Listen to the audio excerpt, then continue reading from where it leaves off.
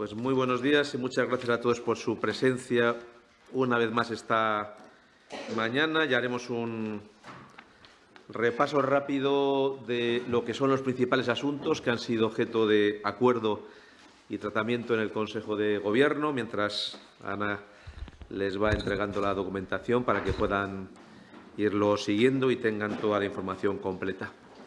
El primero de los asuntos que hemos puesto en este acuerdo es una nueva aportación que hace la Junta de Castilla y León para el crecimiento económico y para la reindustrialización e industrialización de nuestra comunidad autónoma. Es dotar con 6 millones de euros el Fondo de Reindustrialización de nuestra comunidad para financiar proyectos de carácter empresarial. Con estos 6 millones de euros del fondo que pone la Junta de Castilla y León, lo que se espera es movilizar inversiones empresariales por un importe de 35 millones de euros y la creación de 750 puestos de trabajo. Se hace a través de Sodical y es fomentar la actividad industrial, la creación de empleo en aquellas zonas, sectores y empresas con especiales necesidades de reindustrialización, así como en aquellas áreas donde hemos ido aprobando planes de carácter territorial. Las empresas destinatarias de este fondo van a poder disponer de préstamos participativos entre 90.000 y 3 millones de euros. El préstamo participativo supone que no intervendremos en la gestión ordinaria de la empresa, pero a su vez este préstamo computa como patrimonio neto y, en definitiva, facilita las posibilidades de capitalización por parte de la empresa para hacer proyectos de inversión. Con esta aportación de 6 millones de euros, el Fondo de Industrialización de nuestra comunidad alcanzará la cifra actualizada de 111 millones de euros y habrá apoyado inversiones por un total de 527 millones. Como en ocasiones anteriores, traemos un paquete de ayudas vinculadas a los incendios.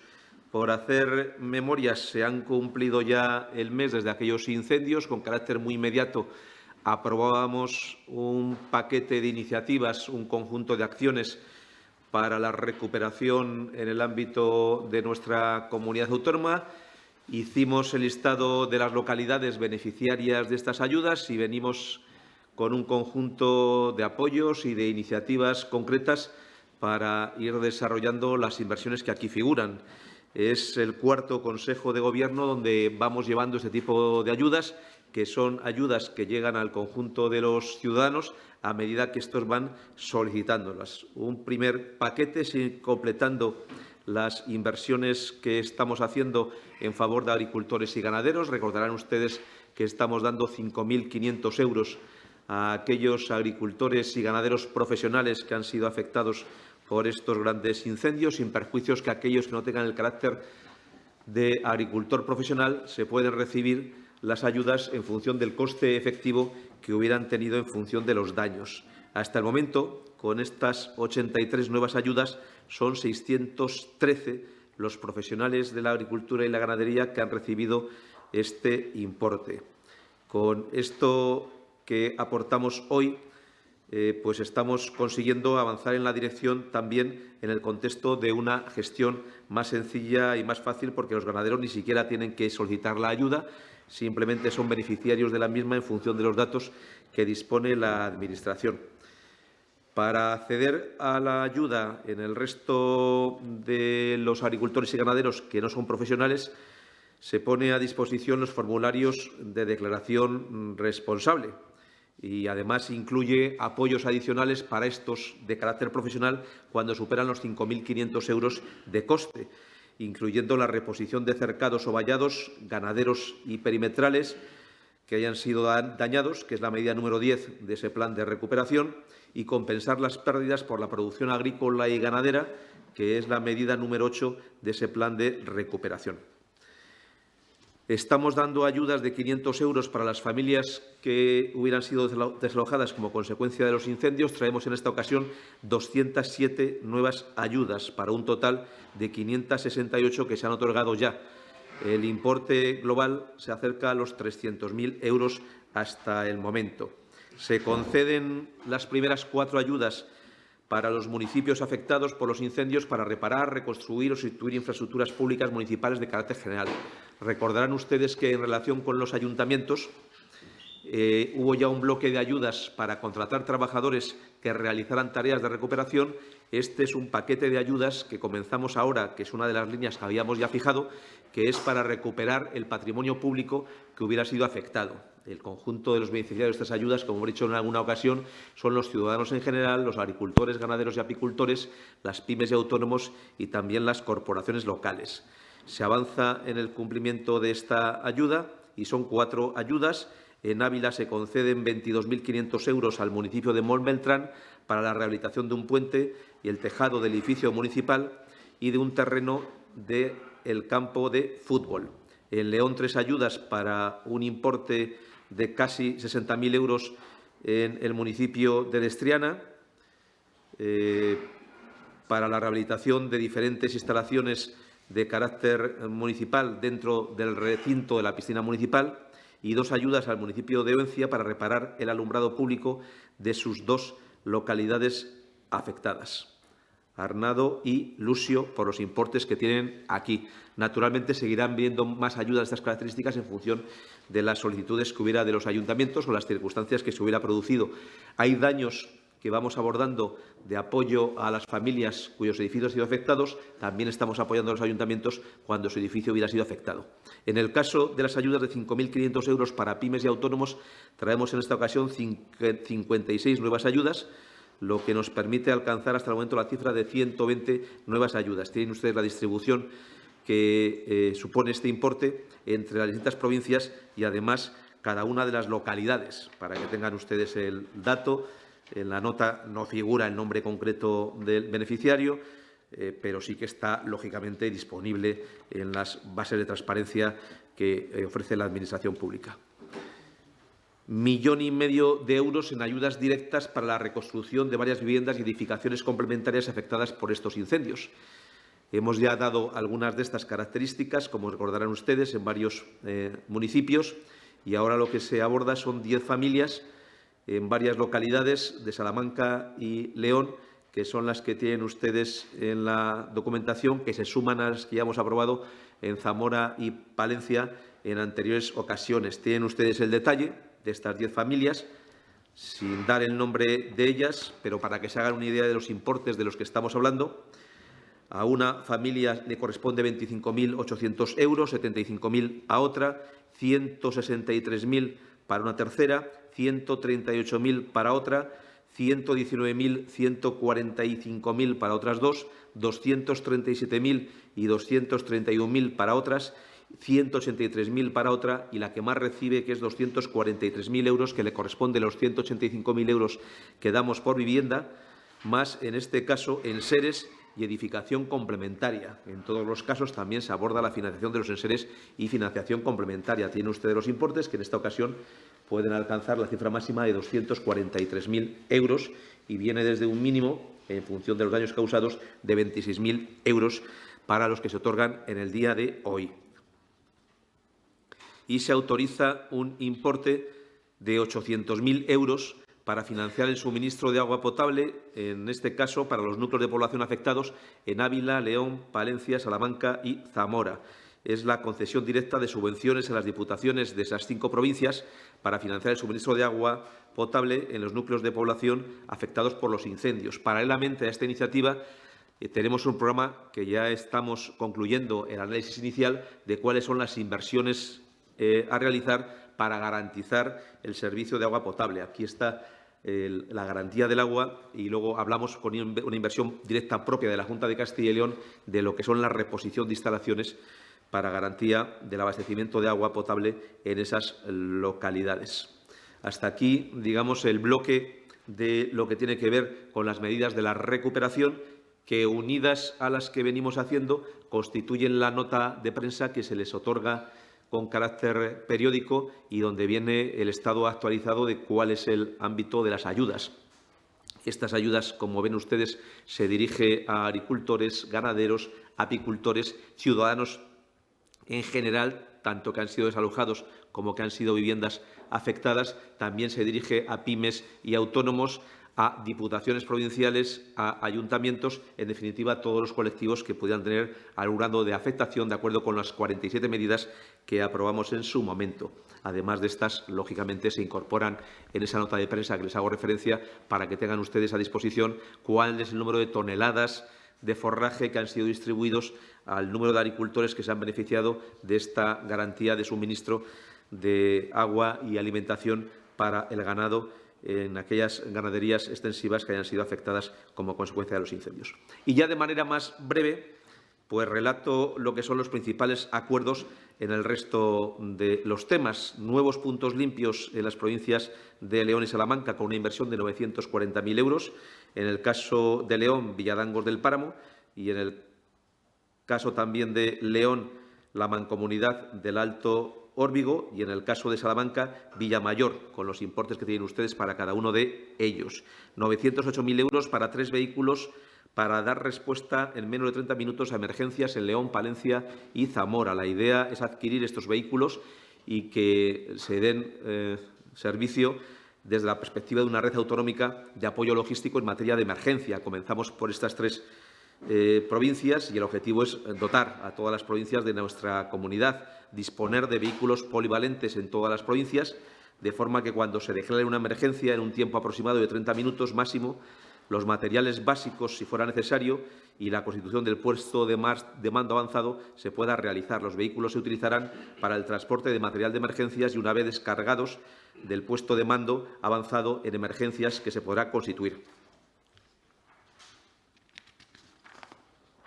450.000 euros para la mejora de las masas forestales en la provincia de Burgos. Son actuaciones en diversos municipios con fondos Next Generation. Tienen ustedes también la relación de los mismos e incluyen acondicionamiento de pistas, construcción de infraestructuras y mejoras que favorecen la gestión forestal sostenible y la prevención de incendios. 410.000 euros para fomentar la biodiversidad en los sistemas forestales del Parque Nacional de Picos de Europa. Son tratamientos selvícolas de robledales y hayedos de Oseja de Sajambre y Posada de Valdeón, que son los 2 municipios que están en este parque nacional correspondiente a nuestra comunidad autónoma. Se incluye actuaciones de protección de murciélagos en las cuevas de Buseco y Soturriza con fondos Next Generation, y también se busca la preservación de los hábitats por su escasez y complementariedad, y por la biodiversidad que albergan. Los bosques maduros son objeto de gran interés en las políticas de conservación de la Junta de Castilla y León.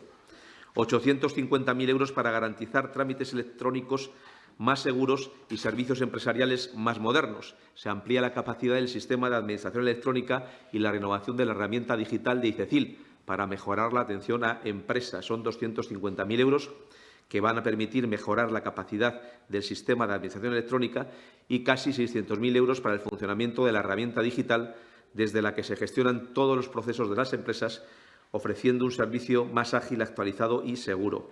8,2 millones de euros para el suministro de 60.000 vacunas más frente al herpes zóster.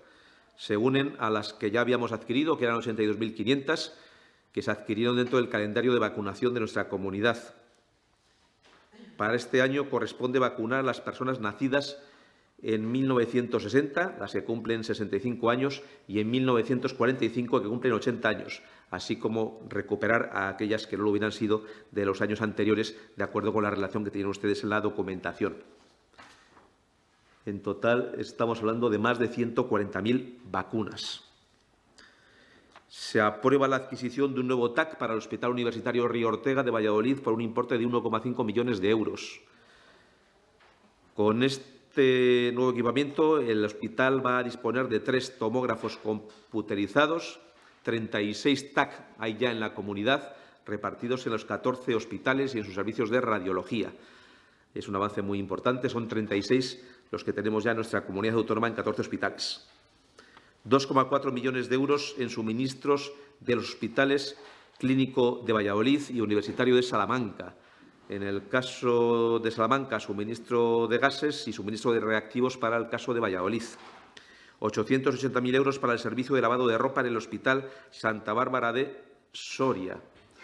Está reservado el contrato a un centro especial de empleo de iniciativa social, lo que nos permite impulsar la responsabilidad social en el gasto público, de tal forma que lo que nos va a favorecer es la creación y consolidación de empleo de personas con algún tipo de discapacidad o con capacidades diferentes. No solamente estamos garantizando esta inversión y estas actuaciones en el hospital, sino que lo estamos haciendo con un empleo que es un empleo para personas que tienen diferentes capacidades. 600.000 euros para instalar centros de actividad física portátiles. Estamos hablando del suministro e instalación de centros de actividad física y deportiva para municipios con población inferior a 20.000 habitantes. La finalidad es evitar el sedentarismo en el ámbito rural, impulsando condiciones que hagan más atractivo la residencia y la permanencia en zonas despobladas. Se financia con fondos europeos. Creo que son 3 de estos tipos de instalaciones y ya lo han solicitado en rotación más de 180 municipios. Se autorizan casi 400.000 euros para adquirir material tecnológico para el Centro de Conservación y Restauración dentro del proyecto europeo que lidera la Junta de Castilla y León, RITECH, en el ámbito de la red del conocimiento del patrimonio. Se financia con fondos de estas características, como hemos dicho, y que lo que nos permite es avanzar desde el punto de vista de la digitalización de los contenidos en el patrimonio de nuestra comunidad autónoma. Y, por último, 380.000 euros para obras de consolidación en el monasterio de Santa María de Moreruela, en Zamora. Incluye la ejecución de obras de consolidación de la crujía sur del pabellón de novicios del monasterio de Santa María de Moreruela, en Granja de Moreruela, Zamora. Las actuaciones están financiadas con fondos Next Generation. Y hasta aquí lo que son los principales acuerdos del Consejo de Gobierno y, como siempre, pues estoy a su entera disposición para cualquier pregunta o demanda de información que estimen oportuno realizar. Sí, buenos días, portavoz. Buenos días. Sí, quería plantearle varias cosas. En primer lugar, no sé si en la reunión de hoy del Consejo de Gobierno el presidente les ha trasladado o marcado algún tipo de agenda de trabajo y si han tratado el tema de pues la extensión de la legislatura y la fecha de las elecciones después del revuelo de estos días. No sé si, al margen del deseo de agotar la legislatura, les ha trasladado que efectivamente las elecciones van a ser el 15 de marzo. Y luego, en relación a la posibilidad o no de que haya nuevos presupuestos, no sé si tienen ya decidido si van a traer el techo de gasto la próxima semana o así, y si va a haber proyecto de ley de presupuestos de acuerdo al calendario que marca el Estatuto del 15 de octubre.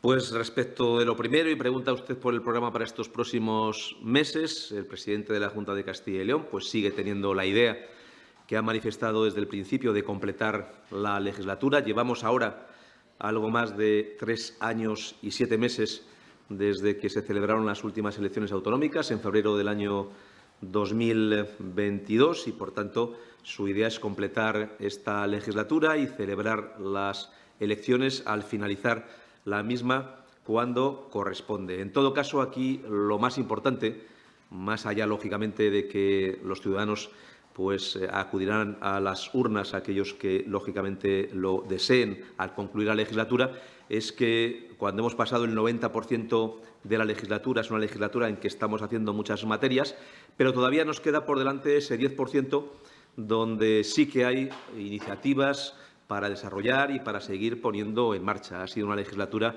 donde hay que recordar que hemos garantizado los servicios públicos de la máxima calidad en Castilla y León, donde hemos conseguido consolidar a nuestra tierra entre las comunidades con menor nivel de paro, donde hemos bajado impuestos, donde hemos favorecido el crecimiento económico, pero todavía tenemos por delante tareas. En el mes de marzo de este año 2025, el presidente de la Junta de Castilla y León celebró en las Cortes de Castilla y León el debate del estado de la comunidad, en la idea de que había un año de legislatura por delante, como él mismo manifestó, y en la idea de que había muchas tareas para realizar en ese año de legislatura. Esto es lo que nos compete ahora y en esto es en lo que la Junta de Castilla y León, los miembros del Gobierno de Castilla y León, estamos plenamente implicados. Hay iniciativas muy potentes encima de la mesa que nos corresponde desarrollar. La gratuidad del Bustil pues está en plena actividad en este mes de septiembre, como ustedes conocen, con más solicitudes de personas que quieren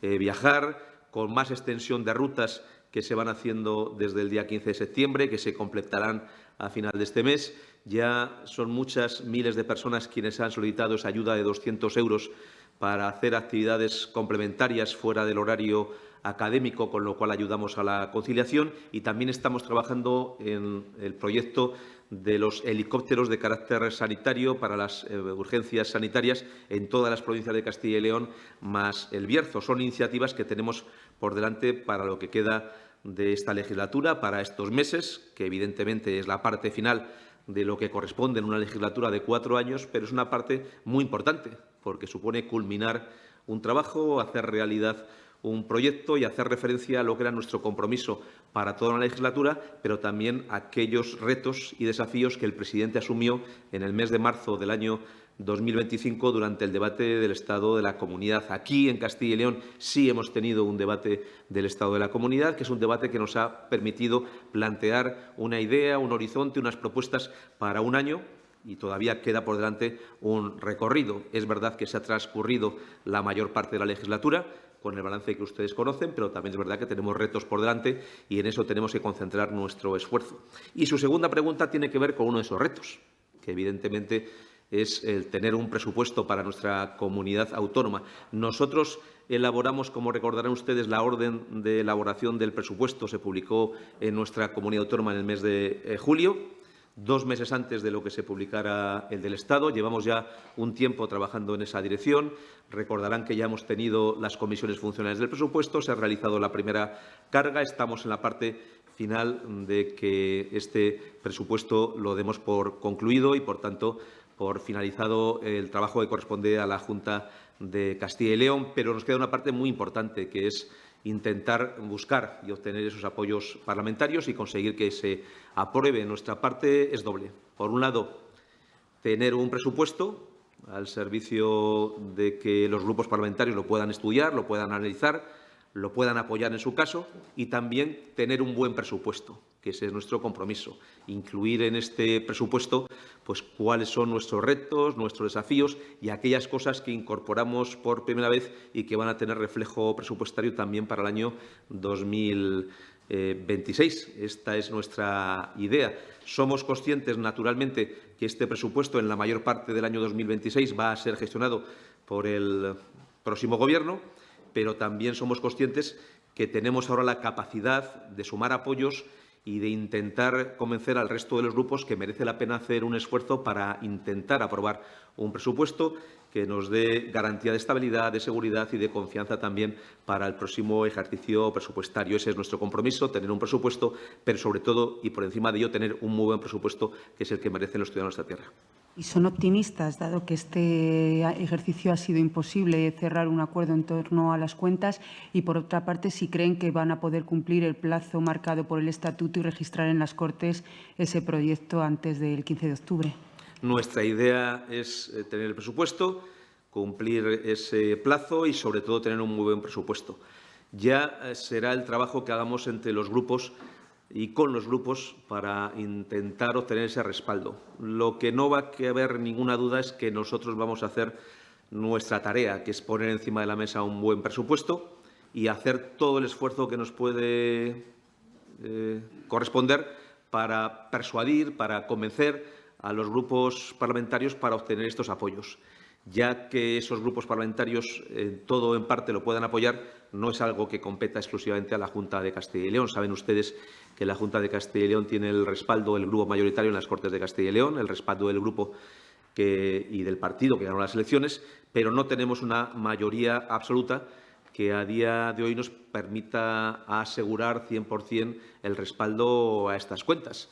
Y, por tanto, el que finalmente se puedan aprobar en el trámite parlamentario va a depender de todos, del esfuerzo que hagamos de interlocución, de diálogo, de acercar posturas, de generosidad entre todos y de entender que merece la pena un esfuerzo para dejar al final de la legislatura un presupuesto que sirva de punto de partida para el próximo Gobierno. Y esto es tarea de todos si alcanzamos este acuerdo, este apoyo parlamentario para poderlo aprobar. Lo que también les digo, porque lo hemos hecho en más de una ocasión, que nosotros vamos con la máxima voluntad de alcanzar acuerdos, pero que no aceptamos ni chantajes ni condiciones previas contrarias al interés general. Nosotros vamos con la idea de dialogar, de intentar acordar, de poner un presupuesto encima de la mesa. Pero ahora que vemos lo que pasa en otros ámbitos y también vemos declaraciones que estamos conociendo estos días y reuniones fuera de España que los medios de comunicación publican, lo que sí que está claro es que el presupuesto de Castilla y León se va a negociar en Castilla y León y que nosotros pondremos encima de la mesa un buen presupuesto con propuestas, iniciativas para el próximo año y que vamos con la mano tendida para intentar hacer acuerdos, pero que no aceptaremos ni chantajes ni condiciones que supongan un perjuicio para el interés general de Castilla y León y de los ciudadanos de Castilla y León. Sí, consejero, pero la pregunta del compañero concreta era si estamos a día 18 de septiembre, si van a presentar el techo de gasto y si lo van a poder aprobar en las Cortes, porque, claro, pues pueden querer aprobar el proyecto de ley y registrarlo en plazo el 15 de octubre, pero los plazos no sé si da tiempo a esa tramitación, de que ustedes presenten la semana que viene el techo de gasto, se lleve a las Cortes, que no sé ni siquiera si hay un pleno de por medio o no. Y, en cualquier caso, sobre esto también, ¿ustedes, haya o no techo de gasto, harían lo que el año pasado? Es decir, ¿harían una rueda de prensa para presentar lo que serían sus marcos presupuestarios, independientemente de que luego lo registren en las Cortes o no? Nosotros siempre hemos hecho una rueda de prensa cuando se aprueba el presupuesto en la Junta de Castilla y León y en esta ocasión haremos lo mismo y esto será plenamente compatible con el trabajo que haga el Parlamento. Naturalmente que el Parlamento tiene mucho que decir porque la función de la Junta de Castilla y León es elaborar el presupuesto y la función del Parlamento es debatirlo y, en su caso, si se dan las circunstancias, aprobarlo. Nosotros podemos hacer el esfuerzo para intentar crear las condiciones para que el presupuesto se pueda aprobar, pero no depende solo de nosotros y, por tanto, vamos a respetar también el trabajo de los grupos.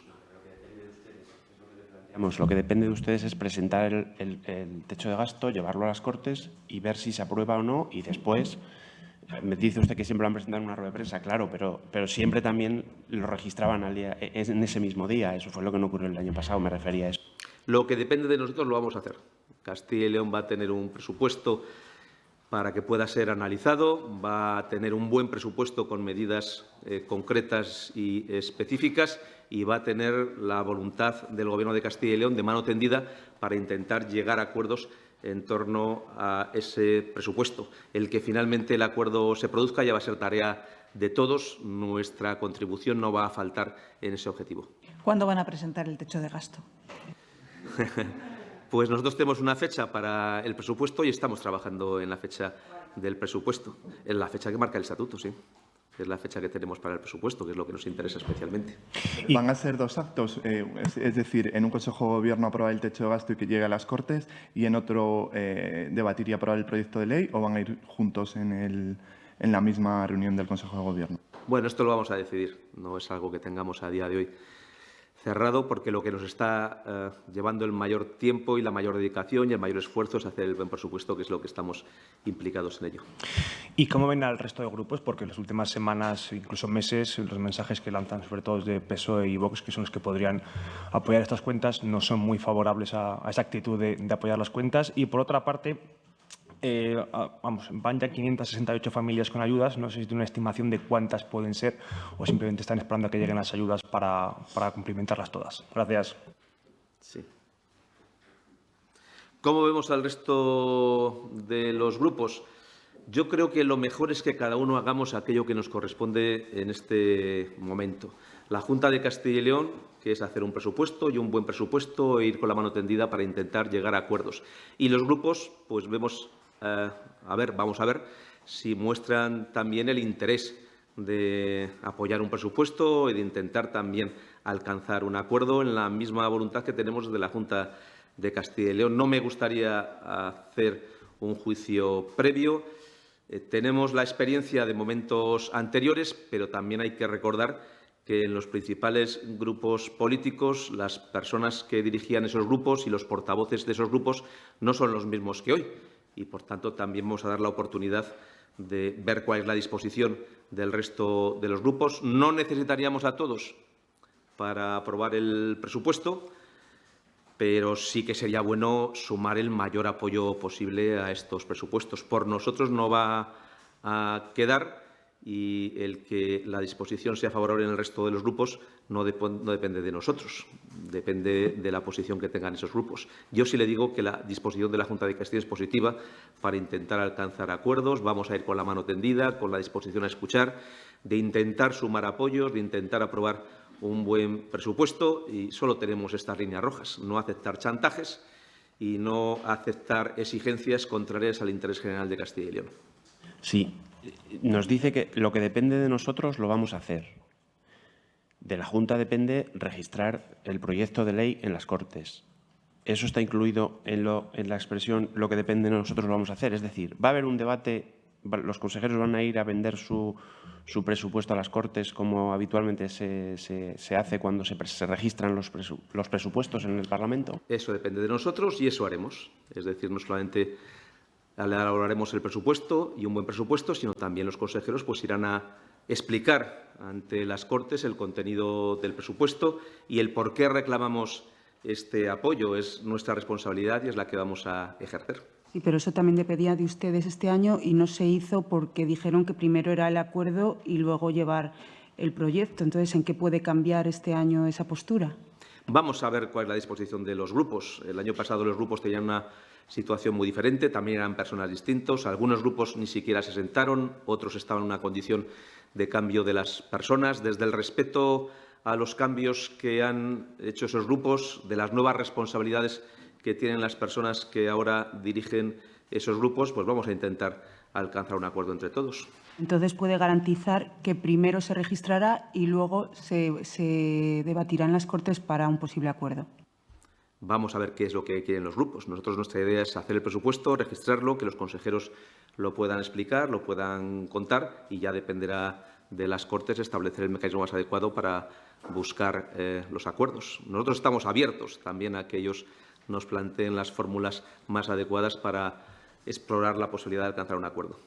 Concretada ya esa voluntad de debatirlos, técnicamente, que yo lo desconozco, seguramente seguramente no, seguro, tienen que aprobar el techo de gasto en las Cortes, entiendo, o no es... Claro, hubo un momento en el que parecía que era algo impepinable y no sé si realmente el proyecto de ley para presentarlo tendría que contar con el techo de gasto aprobado en las Cortes.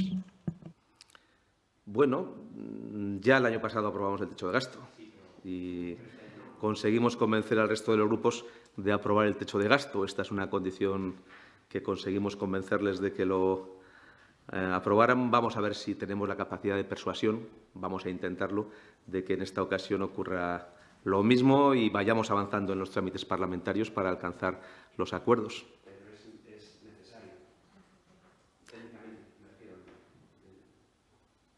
legalmente, que si no hay techo de gasto no se podría registrar. Nosotros podemos enviar un documento para el registro de la Cámara y luego la Cámara establecer los cauces más adecuados para ver cuál es el procedimiento de debate. La Cámara siempre establece cuáles son las fórmulas, los procedimientos, los debates, cómo aborda las cuestiones. Nuestra obligación es enviar los documentos a la Cámara y ya el cómo se debate dentro de la Cámara es una cuestión que tiene que ir decidiendo la mesa. No sé si es que no me entero, pero es por enterarnos nosotros. ¿Es estrictamente necesario que se lleve primero el techo de gasto y se apruebe para que posteriormente ustedes registren el proyecto de ley y se debata? Nosotros podemos enviar a la Cámara aquellos documentos que creamos oportuno y ya la Cámara establece los cauces para el diálogo y el debate. Dejemos el trabajo a la Cámara. Sí, la pregunta de mi compañero entiendo que es una cuestión procedimental. No sabemos si es necesario aprobar el techo de gasto para poder presentar el presupuesto, o sea, si una cosa condiciona a la otra. Quizá para presentarlo no, pero la Cámara decidirá si es condición para poderlo debatir. Pero nosotros la misión la queremos cumplir, que es que el presupuesto lo enviemos a la Cámara y será la Cámara la que estudie el presupuesto y establezca el cauce que estime oportuno. Pero si me ha dicho antes, a ver, es que yo igual también estoy un poco espesa, pero si me ha dicho antes que el techo de gasto lo va a mandar en función de lo que marca el estatuto, entiendo que el techo de gasto lo van a mandar y después mandarán el presupuesto, ¿o no es así? El estatuto no habla del techo de gasto, el estatuto habla de una fecha para el presupuesto. O sea, cuando le he preguntado por el techo de gasto, usted me ha contestado por el estatuto. Digo, perdón, por el presupuesto. Es que al final lo importante es el presupuesto. Yo creo que la experiencia que tenemos es haber sido capaces de aprobar un techo de gasto que no disponen a nivel nacional. Nosotros en Castilla y León sí que lo disponemos, pero a nosotros lo que nos interesa realmente es ser capaces de aprobar un presupuesto. Lo vamos a intentar. El techo de gasto yo creo que seremos capaces de sacarlo adelante. Ya lo fuimos el año pasado y fuimos capaces de convencer a los grupos. No creo que esté ahí el problema. Yo creo que el esfuerzo, tal y como lo veo yo, fundamental será intentar convencer a los grupos del respaldo a este presupuesto. Nosotros lo vamos a intentar, vamos a trabajar. Estamos convencidos de que vamos a presentar un buen presupuesto y ya será cuestión de los grupos si ellos creen que se dan las condiciones y las circunstancias para abordar esta aprobación. ¿La interlocución con la oposición se va a llevar a nivel de grupos desde las Cortes o desde la Junta van a convocar a los portavoces aquí a la Junta para reunirse con ellos? Estamos dispuestos a escuchar también la opinión del resto. Nosotros no queremos ser quien condicione, dificulte el diálogo. La fórmula que sea mejor para intentar acordar, pues la tendremos que ver entre todos. También hay que ponerse de acuerdo, si ellos lo estiman oportunos, sobre el cauce más adecuado para ese diálogo.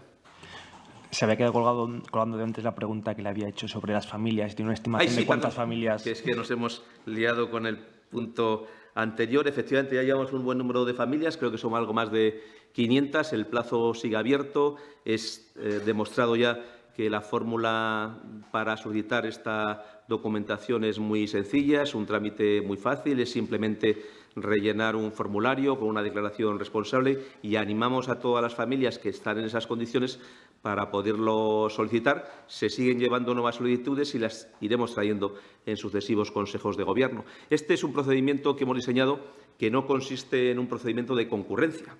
Un procedimiento de concurrencia hubiera fijado una cantidad global y hubiera determinado que aquellas personas que mejor cumplen los requisitos son las beneficiarias y, por tanto, hasta que no tuviéramos todas las solicitudes en el plazo establecido, no podríamos comenzar a resolver.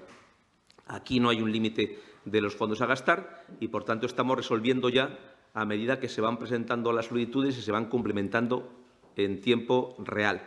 Y esto nos está permitiendo pues, ir avanzando en nuevas concesiones. Ya hemos comenzado a pagar y ahora tenemos, por tanto, algunas solicitudes pagadas, algunas concedidas, como son las que se acaban de conceder esta semana, otras que se van a presentar en los próximos días, que tramitaremos a medida que se vayan presentando. Naturalmente, nosotros hemos ideado un problema muy sencillo y muy ágil. Muy sencillo porque es fácil documentarlo, como se ha demostrado que desde el primer momento ya hay familias que cumplían los requisitos, y muy ágil porque nos está permitiendo resolver prácticamente a medida que se van presentando estas ayudas. Es que no ha pasado más que un mes. Y en este mes ya ven ustedes que presentamos un balance muy amplio de lo que ha sido la gestión y, sobre todo, hemos diseñado un modelo que es el que estamos siguiendo y vamos a seguir en el futuro para que las personas puedan cumplir estas ayudas. Si alguien entra en la página web de la Junta de Castilla y León, verá que dentro del apartado de destacados figuran las ayudas relativas a los impactos por los incendios y allí figuran las 49 medidas y podrán ir solicitando el contenido de las mismas en función de cuáles sean sus circunstancias. Sí, hola, buenos días. Hola. El Gobierno ha cerrado el proceso administrativo para la primera reubicación de menores migrantes no acompañados. Ayer hubo reunión, hoy ha habido más reuniones. Me gustaría saber si les han comunicado si Castilla y León va a recibir, cuántos menores en el caso de que sí. Gracias. No he visto estas reuniones, no sé con quién serán. Sí que he visto que hoy hay una reunión del sucesor de Santos Cerdán con Puigdemont en Suiza, creo.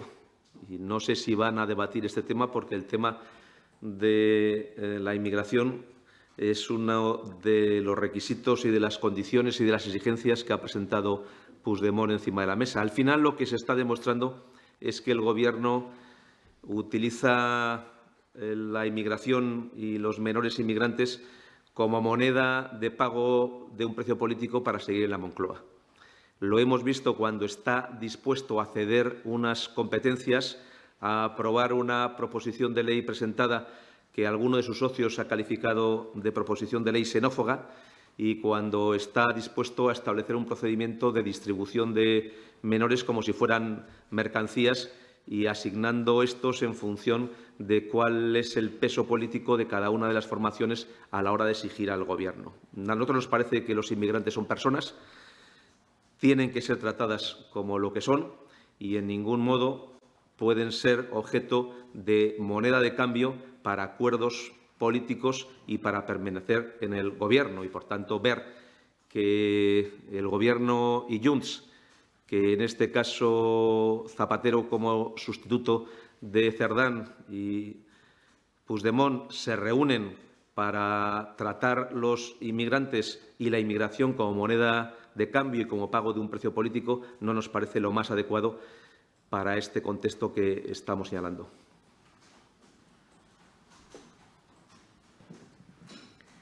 Sí, yo tenía una pregunta. Sí, perdón. claro. Parece que 7 organizaciones ecologistas han denunciado ante la Fiscalía Anticorrupción al consejero de Medio Ambiente por su relación con el empresario leonés Macario Fernández, que parece que contrató a uno de sus hijos en unas obras que luego tuvieron una subvención pública. Yo no sé qué está la opinión de la Junta sobre esta denuncia. Pues respeto. Lógicamente, cualquier organización, cualquier persona puede recurrir a los tribunales y, por tanto, ellos pueden formular las denuncias que estimen oportuno y serán los tribunales de justicia los que lo decidan y nosotros lo respetaremos. Relacionado con esto, el señor Igea ha solicitado a la Comisión de Ética Pública. Ya nos respondió la semana pasada que, bueno, que la Comisión de Ética Pública se reúne cuando estime oportuno, pero no sé si, dadas las circunstancias, la Junta entiende que debería de reunirse pues, para aclarar lo que haya sucedido y si está alineado con lo que ha argumentado el consejero, entiende que no habría mayor problema en que la Comisión de Ética Pública se manifieste al respecto. Naturalmente, si quien ha planteado esa información entra dentro de la previsión que establece la ley a estos efectos, pues la comisión lo estudiará, lo examinará y sacará sus conclusiones que hará públicas. No sé si esta denuncia deja un poco más en estado de debilidad al consejero de Medio Ambiente, dado la situación en la que se encuentra después de los incendios, que solamente ha comparecido públicamente una vez. Lo que establece es la capacidad que tiene cualquier persona de buscar en los tribunales de justicia pues, planteamientos en relación con las iniciativas que tienen. Que haya una denuncia no significa más que el funcionamiento del Estado de Derecho y, por tanto, será la sentencia la que determine los hechos y nosotros lo que hacemos siempre es respetar las sentencias judiciales y a los tribunales de justicia.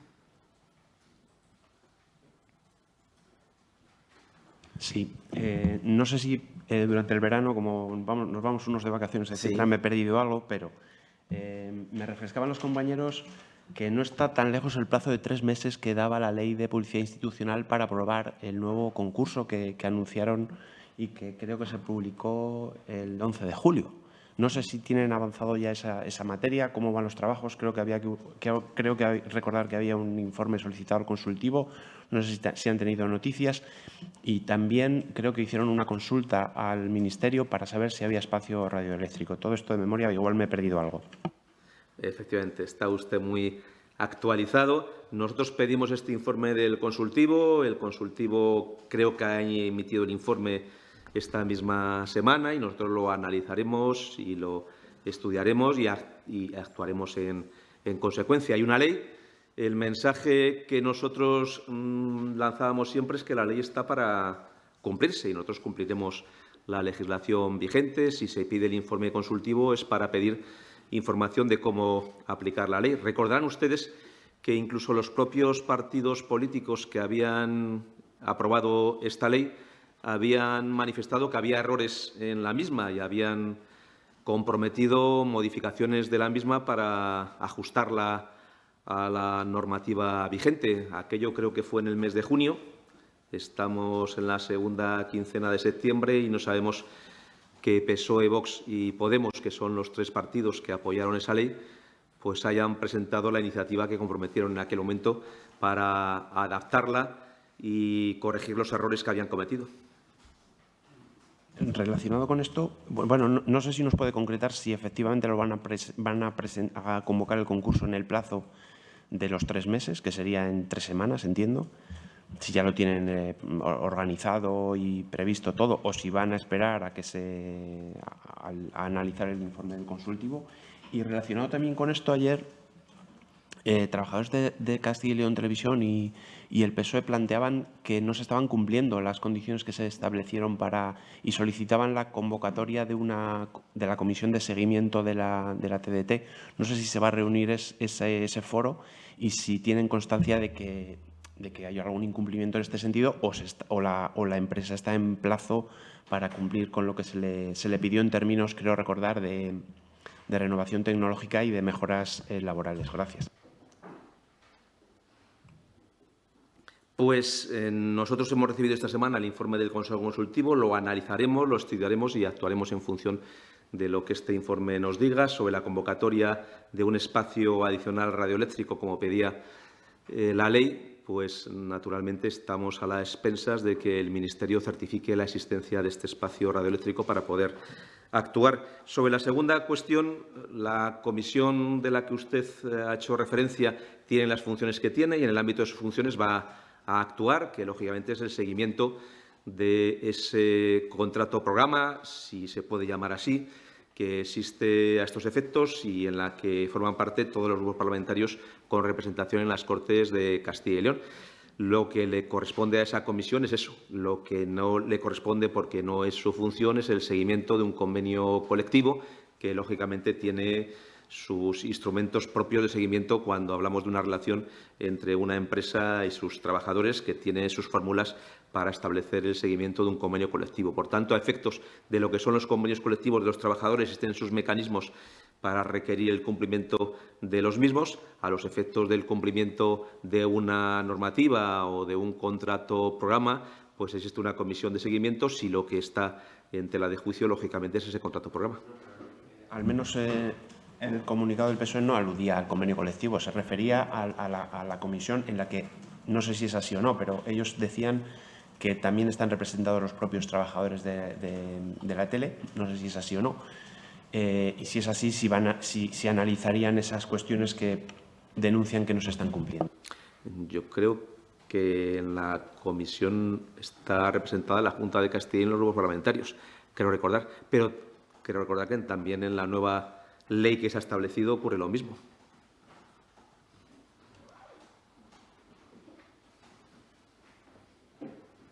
¿Alguna pregunta más? Sí, yo quería preguntarle en relación al Plan Estatal de Vivienda. El Gobierno ha anunciado una ayuda de alquiler con opción a compra hasta 30.000 euros para jóvenes. Al parecer, se van a quedar fuera las comunidades que no se hayan adherido al acuerdo sobre el plan estatal y lo que conlleva, lo que ha fijado el Gobierno.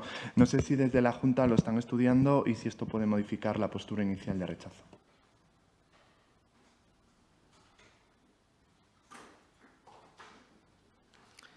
Para comenzar, nosotros siempre cumplimos las leyes y, por tanto, cumplimos la Ley de Vivienda Nacional.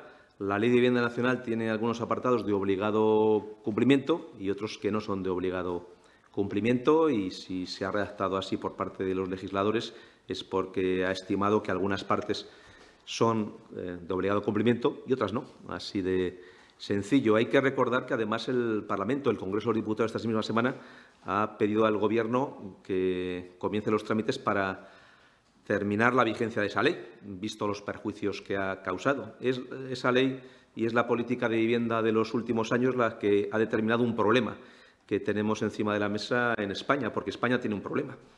Y es difícil que no vinculemos ese problema que hoy en día tienen los españoles para acceder a una vivienda con la existencia de una política equivocada en materia de vivienda por parte del Gobierno. Esta es una realidad que incluso el Congreso de los Diputados ha puesto de manifiesto con esa iniciativa parlamentaria que se ha aprobado. ¿Qué pensamos nosotros en torno a cómo tiene que ser el plan de vivienda? Pues fundamentalmente tendría que ser dialogado con las comunidades autónomas, porque al final las comunidades autónomas ponemos dinero, cofinanciamos ese plan y además las comunidades autónomas lo gestionamos. Y no es razonable que de algunas medidas del plan de vivienda nos estemos enterando a través de los medios de comunicación. Sería bueno el diálogo, porque además las comunidades autónomas tenemos mucho que aportar al Gobierno en materia de vivienda, y más cuando el Gobierno, a través de sus políticas, ha demostrado que nos ha metido en una vía que ha conducido a un problema. Y si hay un problema que se ha causado por una serie de políticas que no han funcionado, lo que hay que hacer, lógicamente, no es insistir en las nuevas políticas y cambiar esas políticas de imposición por políticas de diálogo. se ha pecado, a mi juicio, de ideología y ha faltado diálogo con las partes implicadas. En política de vivienda, el Gobierno ha primado los acuerdos con sus socios extremistas en vez de solucionar los problemas reales que tienen los ciudadanos. Y al final, ¿qué es lo que ha ocurrido? Que es verdad que ha tenido el apoyo de sus socios, pero lo que no ha tenido es unos resultados que permitan a los jóvenes acceder a una vivienda. No podemos olvidar que al final quien impulsó esta ley, quien la presentó públicamente y quien la lleva a gala de ser su ley es la ley de Bildu. Y algo que viene de Bildu, que impulsa la política de los españoles en materia de vivienda, pues al final ha derivado en lo que ha derivado, que nunca ha sido tan cara la vivienda, nunca ha sido tan difícil para los ciudadanos acceder a una vivienda y al final el Gobierno se equivoca si cree que esto se soluciona con la imposición y sin diálogo. Si se sienta a dialogar, nos tendrá como firmes aliados. Si no quiere dialogar, pues será difícil que pueda escuchar aportaciones de quienes tenemos cosas que decir. Por mi parte, una última. Sí, claro. Le pediría una reflexión sobre el hecho de que parece que finalmente la iniciativa legislativa popular que se había registrado en el Congreso para regularizar personas que, de hecho, están en España desde hace un tiempo y trabajan, etcétera, regularizar su situación, parece que finalmente no va a salir adelante. Le pediría una reflexión desde la Junta de Castilla y León en una comunidad en la que prácticamente el incremento vegetativo viene de la llegada de inmigrantes. No sé si es algo que pedirían una repensada, una manera de articular algún tipo de acuerdo de Estado en este sentido y si, por el contrario, defienden que se rechace esa iniciativa. Nuestra política en materia de inmigración la conocen muy bien. Nosotros somos partidarios de una inmigración ordenada, de una inmigración pensada en integrarse, de una integración social, económica y laboral, por tanto, en personas que vengan a trabajar y que vengan a contribuir a nuestro futuro. Y además creemos que es una política que en Castilla y León funciona, viene funcionando. Esta misma semana conocíamos los datos de afiliados extranjeros a la Seguridad Social y hemos superado los 100.000 afiliados extranjeros a la Seguridad Social, personas que trabajan, que contribuyen a la Seguridad Social, que contribuyen al crecimiento económico, que contribuyen a hacer de Castilla y León una sociedad mejor. Y esta es la vía, integrar a personas que vengan con el ánimo de trabajar, de contribuir a la seguridad social, de contribuir a nuestro crecimiento económico y de integrarse social y laboralmente. Es lo que hemos propugnado y es lo que funciona en Castilla y León. En Castilla y León tenemos menos problemas y menos conflictos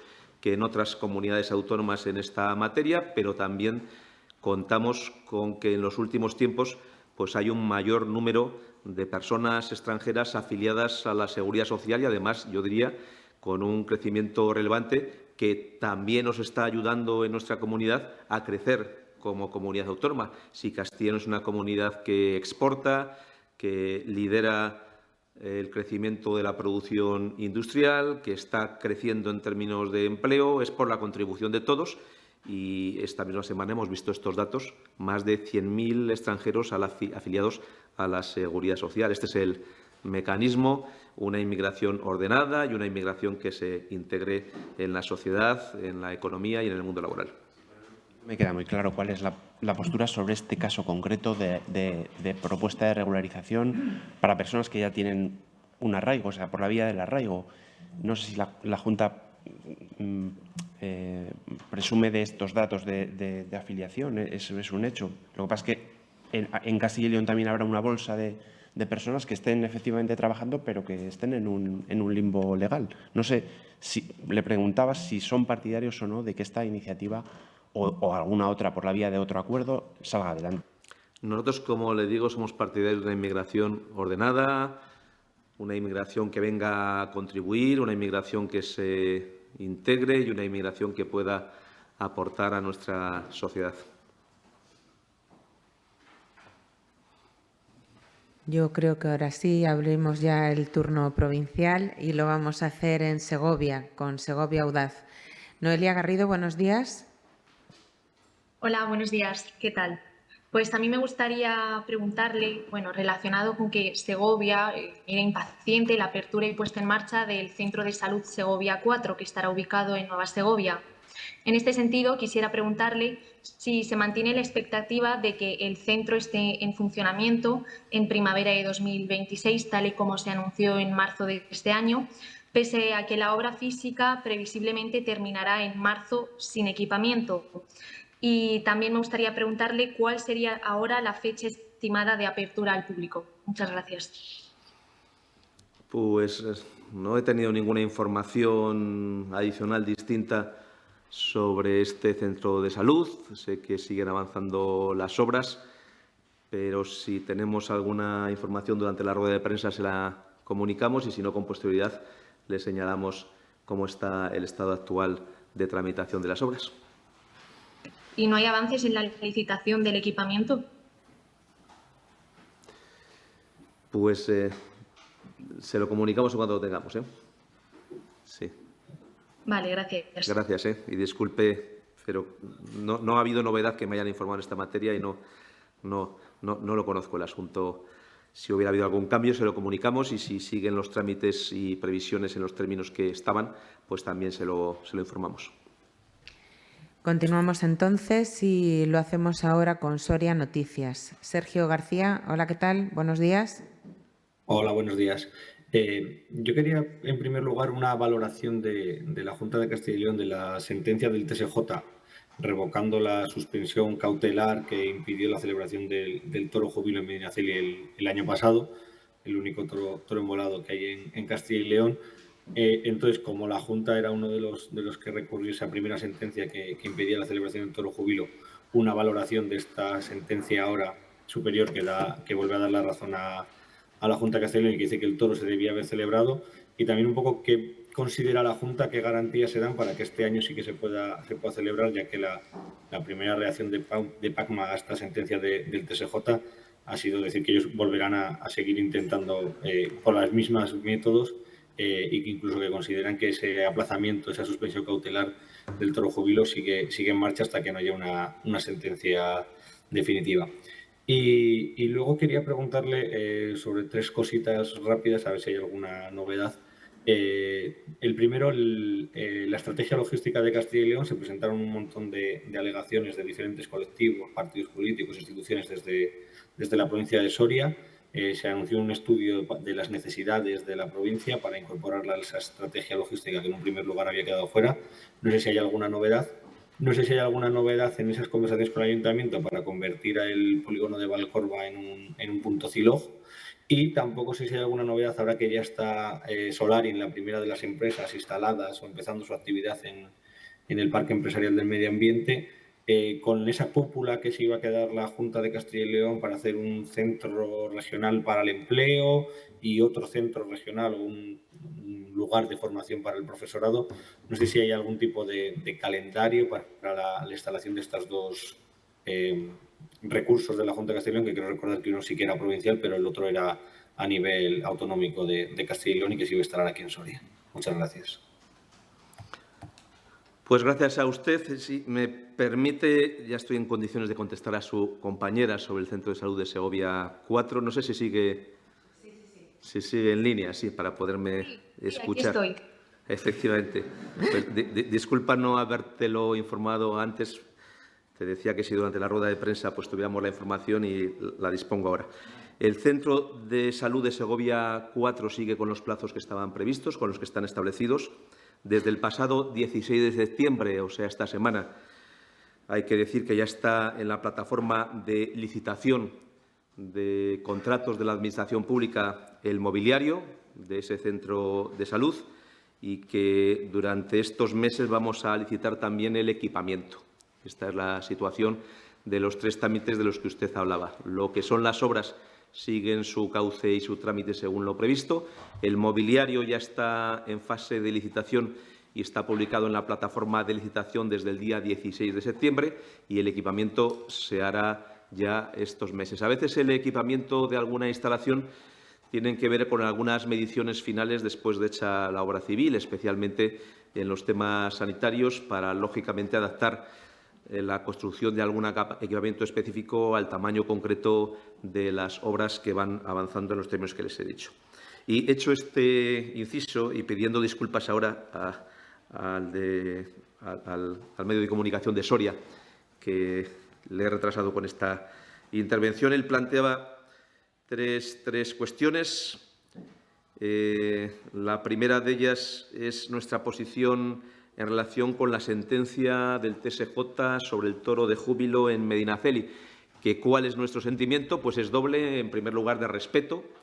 Siempre tenemos respeto hacia las decisiones judiciales y hubiéramos respetado la decisión judicial aunque hubiera sido contraria a aquello que defendíamos desde la Junta de Castilla y León. Pero en este caso, además, es una sensación de satisfacción, porque los tribunales han dado la razón a aquello que venimos defendiendo, a aquello que veníamos planteando y, finalmente, pues hemos ganado en el proceso judicial aquello que veníamos defendiendo y aquello que creíamos que se correspondía con el interés general. Respetamos que Pacma pues esté insatisfecho con esa sentencia y que haya anunciado que va a plantear las fórmulas jurídicas que le puedan competir. Lógicamente está en su derecho y las fórmulas que en derecho le correspondan pues las puede ejercer. A partir de ahora el Ayuntamiento tiene capacidad, en aplicación de esa sentencia, de llevar a cabo este festejo y, naturalmente, pues la Junta de Castilla y León, si cumple las condiciones de la normativa vigente y de la sentencia, pues procederá a su autorización. La segunda cuestión, en relación con la estrategia logística, efectivamente se ha planteado ya alguna cuestión en relación con el polígono de Valcorba. Se está analizando y, naturalmente, si cumpliera las condiciones, lo incorporaremos en esta estrategia logística de la Junta de Castilla y León que estamos trabajando. Y la última de la cuestión es relativa al parque empresarial del medio ambiente en Garray. Le confirmo que la Junta de Castilla y León mantiene los compromisos que ha asumido y los iremos desarrollando, ahora con más motivo a medida que vemos que más empresas se van instalando en ese parque empresarial, que van desarrollando ahí sus actividades y que tiene mucho sentido el proyecto que pusimos en marcha. Estamos hablando de un parque que comienza ya de una forma muy intensa a vender sus parcelas, que comienza ya a tener trabajadores y trabajadoras y comienza ya a desarrollar las actividades en los términos que estaban previstos y nos reafirmamos en los compromisos que habíamos asumido.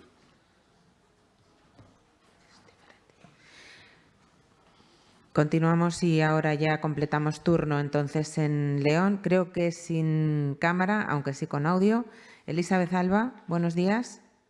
Hola, buenos días a todos. Durante la comparecencia he perdido la cámara, pero espero que se me escuche bien. Sí.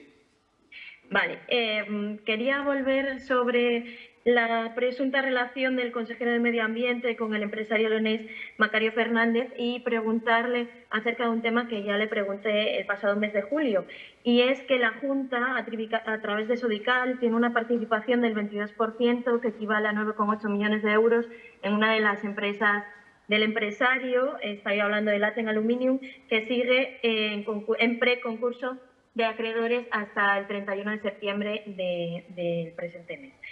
No sé cuál es la postura de la Junta de Castilla y León, porque la última vez que pregunté sobre este tema parecían optimistas con que la empresa saliese de la complicada situación en la que estaba. Incluso no descartaban que se vendiese a un capital mayoritario o a otro empresario. No sé cómo está ese tema. Y luego tengo otras dos cuestiones, y es que UGT exigió hoy que se retome la Fundación Anclaje para el cierre de Azucarera en La Bañeza. Parece ser que hace 2 meses que no se reúnen, según denuncia el sindicato.